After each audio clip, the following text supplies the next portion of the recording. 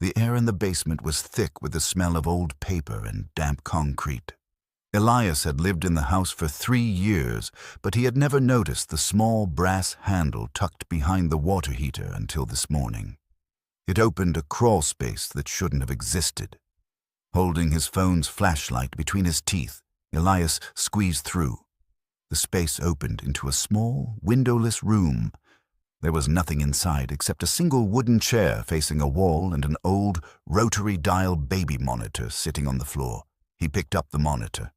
It was dead. No batteries, no cord. Yet, as he turned to leave, the speaker crackled with static. 42, 43, a child's voice, whisper-thin and monotone. Elias froze.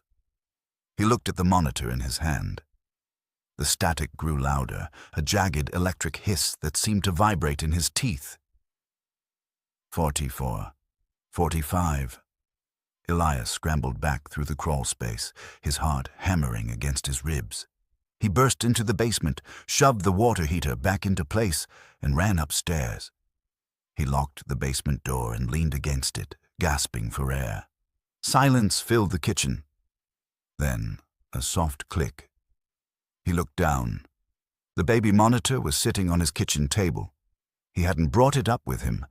He was sure of it. The speaker hissed. 97, 98. Panic surged. Elias grabbed the monitor and threw it into the trash can outside, burying it under heavy bags.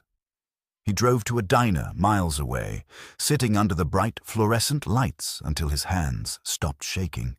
He told himself it was a prank or a hallucination brought on by the mold in the basement. He returned home after midnight. The house was still. He went straight to his bedroom, locking the door behind him. He climbed into bed, pulling the covers to his chin, staring at the ceiling. Then he heard it. A soft, rhythmic scratching coming from under his pillow. He sat up, his breath catching in his throat. He slowly reached down and pulled the pillow back. There, nestled in the center of his mattress, was the monitor. The static was gone. The voice was no longer whispering. It was screaming, a raw, distorted sound that tore through the small speaker. 100! The basement door downstairs, the one he had locked, creaked open.